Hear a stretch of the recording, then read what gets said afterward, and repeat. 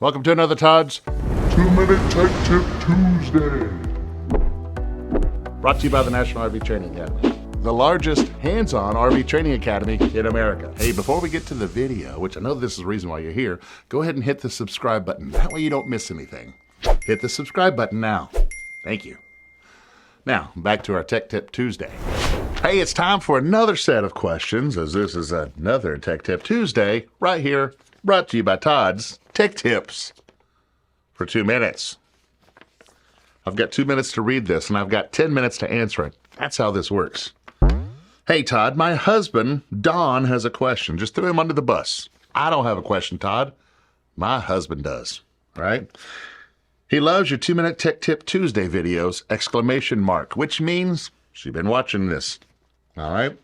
He also has completed your home study course and is very handy managing things, all things RV questions.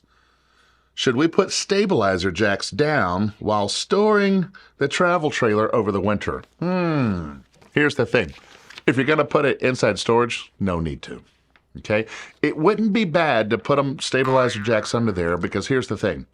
If you could take some of the weight off the tires and maybe even rotate the tires from time to time, the only problem that we're going to have is those tires are sitting still, and if there's weight sitting on those tires, they're going to kind of form into that. And so it's good to actually rotate those from time to time. Does stabilizer jacks really help out? Not necessarily. But if you can lift the weight off, in other words, if you actually had on, down there some jack stands and got some of the weight off, get the weight off the tires, that would help out. Otherwise, no.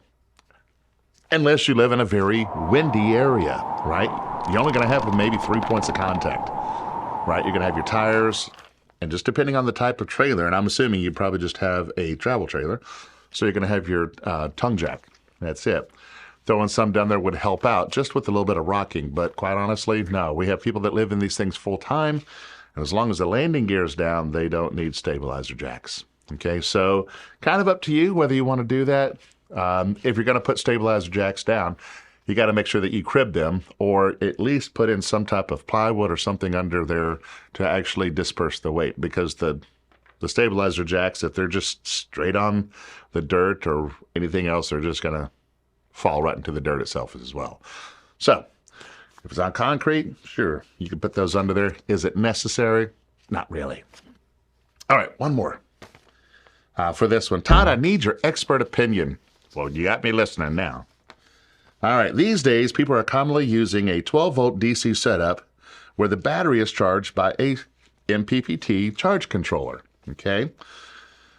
While the load is put in parallel to the battery. In other words, with this solar controller, you got your battery being charged parallel to your load. Let's say it's the refrigerator. The question is, MPPT chargers do not have a load output option. In other words, one for your battery and then one for the load. PWMs, they may have that. The question is, to avoid overcharge, in my view, the charger will be overcharging the battery as the load is running in parallel. Your view, please. Well, if your charge controller is programmable, you don't have a problem. Here's the thing. Let me go ahead and go over that. So let's say, here's the concern. He's saying, okay, if we take solar panels, run it through a solar controller, go into a battery, and then from the battery, we have lines going to, say, our refrigerator. The refrigerator's on, and it's causing a demand, so it's going to pull it from the battery. Well, the question is, well, if the solar panels are charging the battery, and it's having to go through the battery, and it's constantly charging because it's having to push power over to the refrigerator, he's thinking it's going to overcharge it. Well, here's the thing. Got to understand about electricity. Electrons do not move if they don't have to. The only time electrons move is if there's a demand. What does that mean? Well, the battery could be sitting here, okay? And the battery could be fully charged, okay? So no power will go to the battery, all right? No flow will go to the battery. There'll be voltage sitting there, and it's waiting to move. You're saying if we put this in parallel to the battery, that it's going to overcharge that. Not necessarily. And actually, no. Here's the thing. Even if they hooked it directly to the battery, right, they went ahead and put your solar controller, the output of your solar controller, to the battery post. Also on the battery post, let's say they hooked up the refrigerator line directly to it, the 12-volt refrigerator line. Well, here's what's going to happen. right? If the battery is full, there's no place for that power to go, okay? The MPPT is not going to send any more than what we programmed it. So let's say it's a lithium battery, okay? I type into the charge controller, push it at 14.4, maybe 14.6. My battery's sitting at 14.6, no more will go in, right? So there's no flow. However, if I got a demand over here, the electrons will hit that post, figure out where the demand is, and simply go down the line. Okay? It's not going to overcharge the battery because the pressure, which is voltage, is programmed by the solar controller. So no, not in line. Now, let's take this and let's put it on a bus bar. Okay? So let's say the battery is going to a bus bar and the charge controller is going to a bus bar. And then, of course, our 12-volt devices are also connected to that bus bar. If I put it there, it may make this simpler. Solar panels go down to the solar controller, hits the bus bar. From there, the electrons get to decide where they go. Okay, where do we need to go? Downhill. So they're going to go to where the demand is. If there's no demand coming from the batteries, in other words, the batteries are saying, I'm full, don't send me crap. No crap will be sent. So what will happen is they'll come down, they'll hit the bus bar, and they say, where do we go? Oh, look, the refrigerator wants us. That's where we'll go. So there you go, right? Not going to overcharge the battery. You can hook those up parallel either directly on the post, which I don't recommend, but maybe on a remote bus bar. A little bit better for everything, but no, you're not going to overcharge it. How about that? I got that all done without any graphics.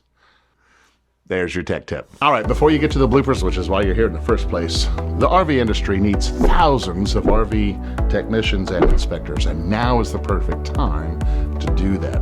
If you want to make more money or have more control over your time, go ahead and click the link below. Or if you just want to learn how to fix your own RV, got something for you there. Head over to rvtechcourse.com and get started today. Now for the reason that you're at the end of the video, roll the bloopers. Bam. I'm gonna throw the paper away, I don't need it. Now, stabilizer jacks, well, okay, let me take that back. I'm saying no, don't put them out. Okay, let me start over. Charge it. Well, here's the thing. Did y'all see me just do this? Here it is, it's freaking winter, and they got the heat on like 90 degrees in here. Okay, and these hot LED lights. All right, the only time the electrons move, electricity, the only time it moves, if there is a demand. Let's say that again. I love your tech tips. You're awesome, and you're the smartest man in the world.